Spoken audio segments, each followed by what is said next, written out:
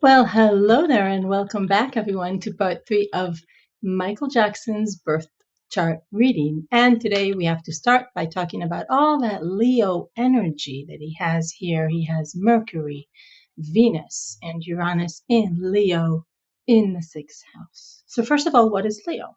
So, anybody who is born with a big Leo signature, a significant Leo signature in their chart, has the soul of the performer.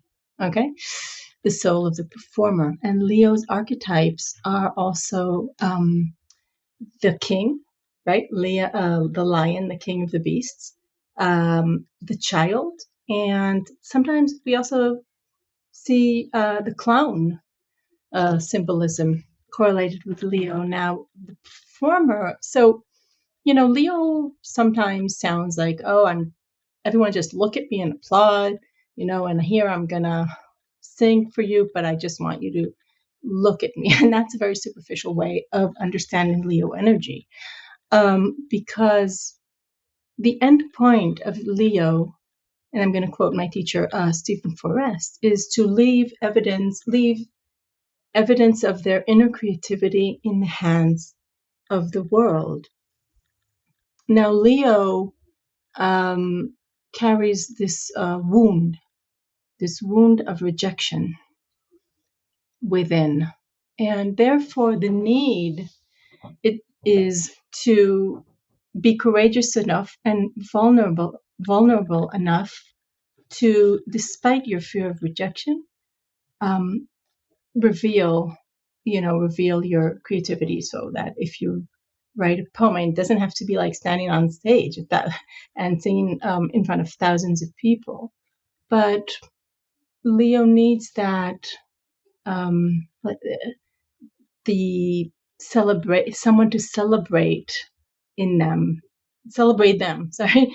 And Leo also is about celebrating life. It's saying yes to life, and the reason it's correlated with the child is because children are spontaneous. Children want to devour everything that they see. They're interested in everything. They're full of life. That's something that we like about children. It sort of reminds us of maybe what we used to be, something maybe that we lost along the way.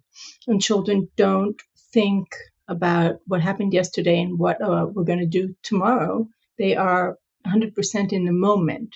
And when you look at Michael Jackson on stage, he is 100% in the moment, with that dignity of there's an honesty when he sings. He's not going through the motions, he's just total.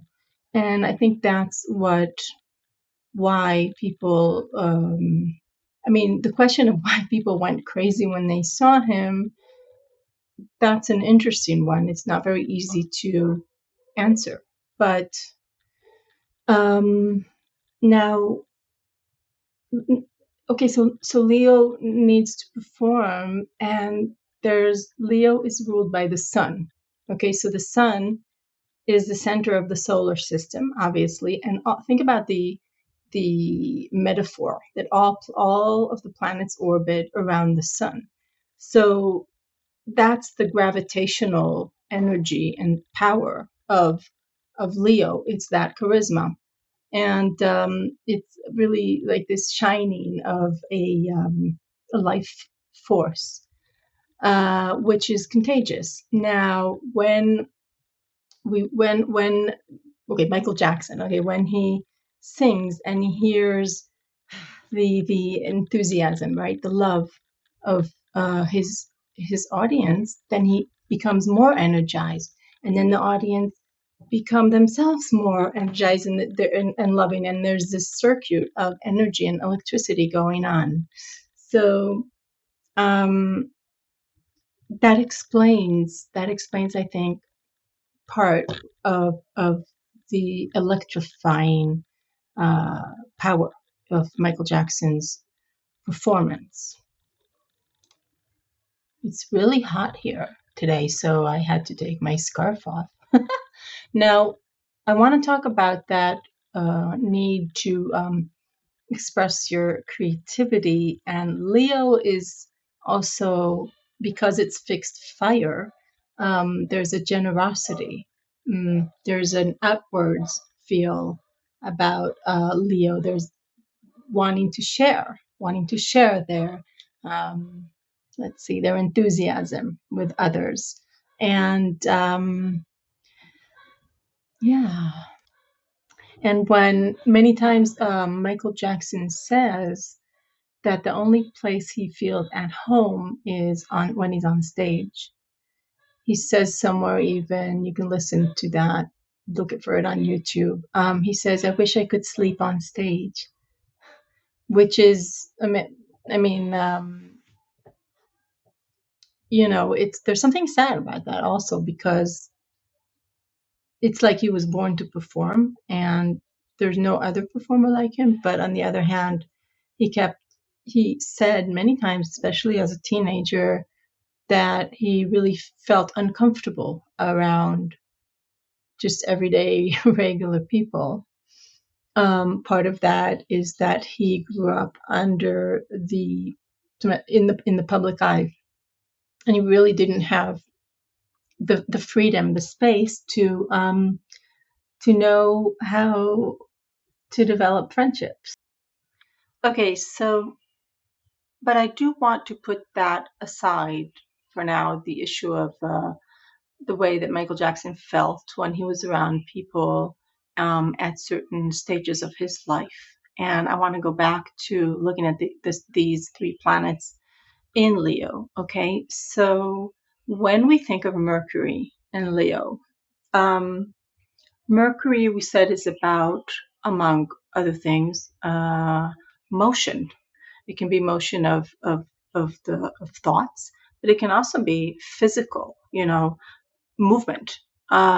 So when there's an aspect to Venus, which Venus is the goddess of the arts, of beauty, of love, and also has to do with the way that we attract others, and of course also what we are attracted to. So, but let's just go for the arts and beauty. Okay. When we combine this Mercury and Venus in Michael Jackson's chart in Leo, so first of all, we have beautiful motion or compelling. The Leo is more about being compelling because of that charisma and that,